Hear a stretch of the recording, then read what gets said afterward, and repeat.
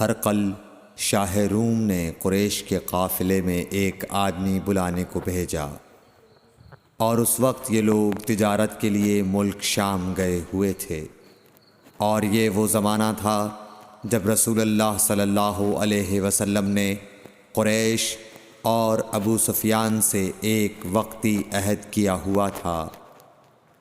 جب ابو سفیان اور دوسرے لوگ ہرقل کے پاس ایلیا پہنچے جہاں ہرقل نے دربار طلب کیا تھا، اس کے گرد روم کے بڑے بڑے لوگ، علماء، وزراء و امراء بیٹھے ہوئے تھے۔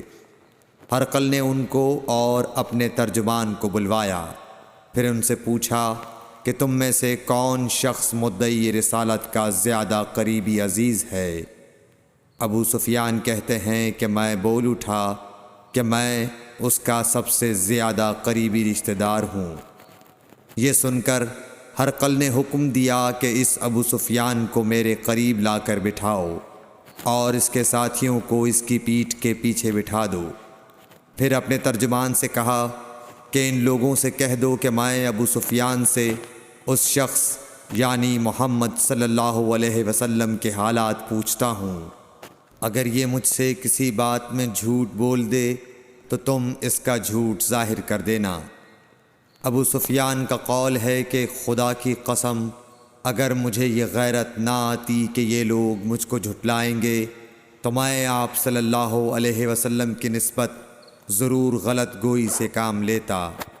خیر، پہلی بات جو ہرقل نے مجھ سے پوچھی وہ یہ کہ اس شخص کا خاندان تم لوگوں میں کیسا ہے؟ میں نے کہا وہ تو بڑے اونچے عالی نسب والے ہیں۔ کہنے لگا اس سے پہلے بھی کسی نے تم لوگوں میں ایسی بات کہی تھی؟ میں نے کہا نہیں۔ کہنے لگا اچھا اس کے بڑوں میں کوئی بادشاہ ہوا ہے؟ میں نے کہا نہیں۔ پھر اس نے کہا بڑے لوگوں نے اس کی پیروی اختیار کی ہے یا کمزوروں نے؟ میں نے کہا نہیں، کمزوروں نے۔ پھر کہنے لگا اس کے تابعدار روز بڑھتے جاتے ہیں یا کوئی ساتھی پھر بھی جاتا ہے؟ میں نے کہا نہیں۔ کہنے لگا کیا اپنے اس دعوی نبوت سے پہلے کبھی کسی بھی موقع پر اس نے جھوٹ بولا ہے؟ میں نے کہا نہیں، اور اب ہماری اس سے صلح کی ایک مقررہ مدت ٹھہری ہوئی ہے، معلوم نہیں وہ اس میں کیا کرنے والا ہے۔ ابو سفیان کہتے ہیں میں اس بات کے سوا اور کوئی جھوٹ اس گفتگو میں شامل نہ کر سکا۔ ہرقل نے کہا کیا تمہاری اس سے کبھی لڑائی بھی ہوئی ہے؟ ہم نے کہا کہ ہاں۔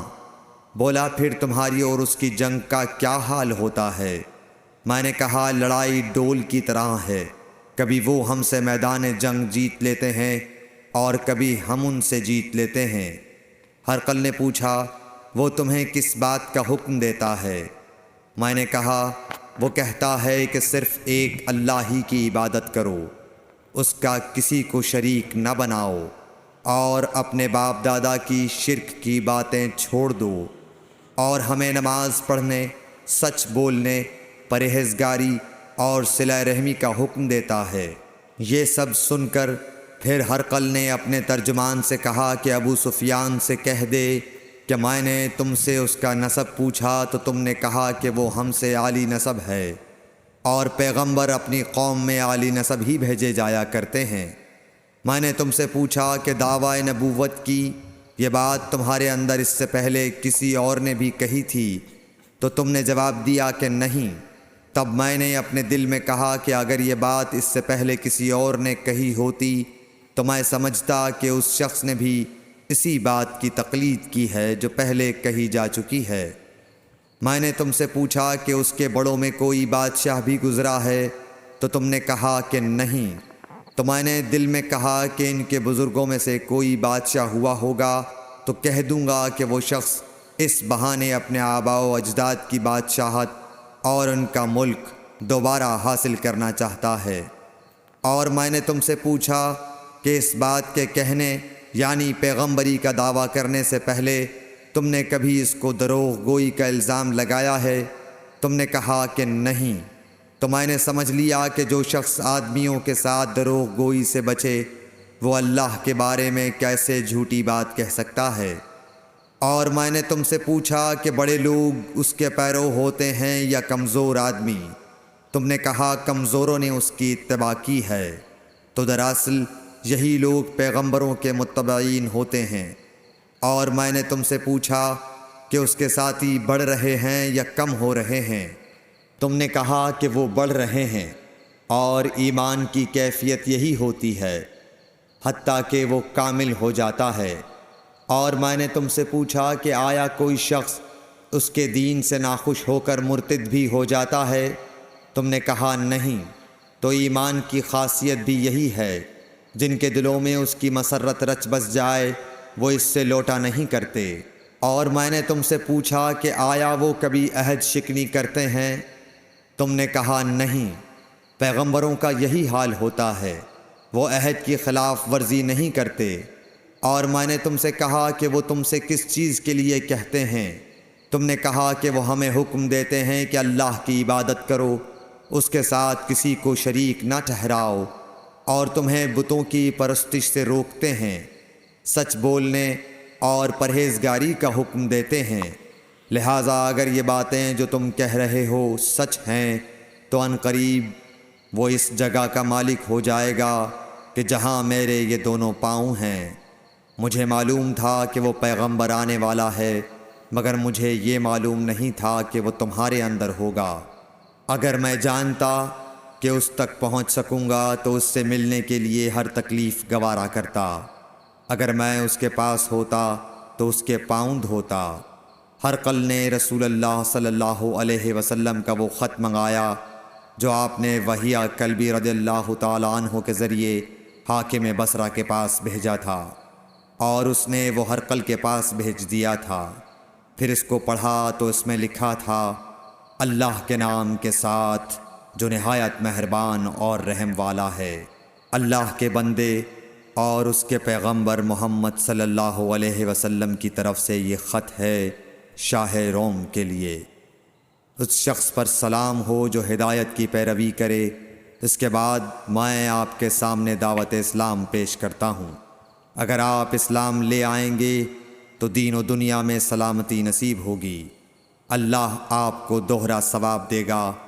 اور اگر آپ میری دعوت سے روگردانی کریں گے تو آپ کی رعایا کا گناہ بھی آپ ہی پر ہوگا۔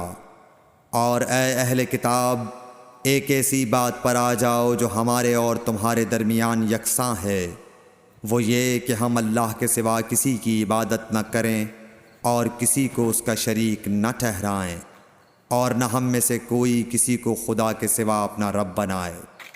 پھر اگر وہ اہل کتاب اس کتاب سے منہ پھیر لیں تو مسلمانوں، تم ان سے کہہ دو کہ تم مانو یا نہ مانو، ہم ایک خدا کے اطاعت گزار ہیں۔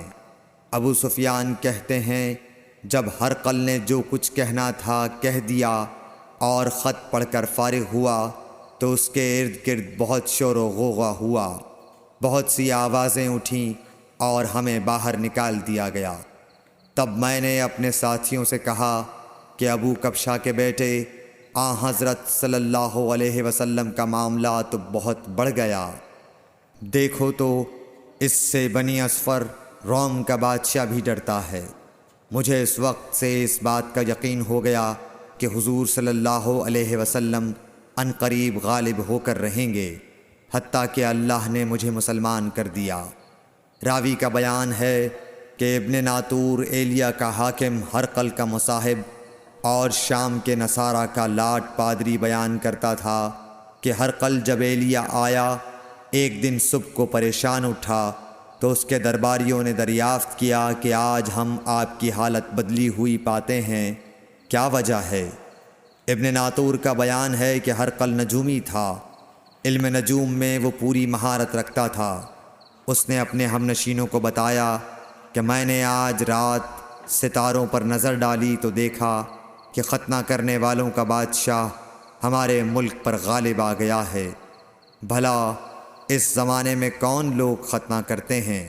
انہوں نے کہا کہ یہود کے سوا کوئی ختنہ نہیں کرتا، سو ان کی وجہ سے پریشان نہ ہوں۔ سلطنت کے تمام شہروں میں یہ حکم لکھ بھیجیے کہ وہاں جتنے یہودی ہوں سب قتل کر دیے جائیں۔ وہ لوگ انہی باتوں میں مشغول تھے کہ ہرقل کے پاس ایک آدمی لایا گیا جسے شاہ غسان نے بھیجا تھا۔ اس نے رسول اللہ صلی اللہ علیہ وسلم کے حالات بیان کیے۔ جب ہرقل نے سارے حالات سن لیے تو کہا کہ جا کر دیکھو وہ ختنہ کیے ہوئے ہے یا نہیں۔ انہوں نے اسے دیکھا تو بتلایا کہ وہ ختنہ کیا ہوا ہے۔ ہرقل نے جب اس شخص سے عرب کے بارے میں پوچھا تو اس نے بتلایا کہ وہ ختنہ کرتے ہیں۔ تب ہرقل نے کہا کہ یہی محمد صلی اللہ علیہ وسلم اس امت کے بادشاہ ہیں جو پیدا ہو چکے ہیں۔ پھر اس نے اپنے ایک دوست کو رومیہ خط لکھا اور وہ بھی علم نجوم میں ہرقل کی طرح ماہر تھا۔ پھر وہاں سے ہرقل حمص چلا گیا۔ ابھی حمص سے نکلا نہیں تھا کہ اس کے دوست کا خط اس کے جواب میں آ گیا۔ اس کی رائے بھی حضور صلی اللہ علیہ وسلم کے ظہور کے بارے میں ہرقل کے موافق تھی کہ محمد صلی اللہ علیہ وسلم واقعی پیغمبر ہیں۔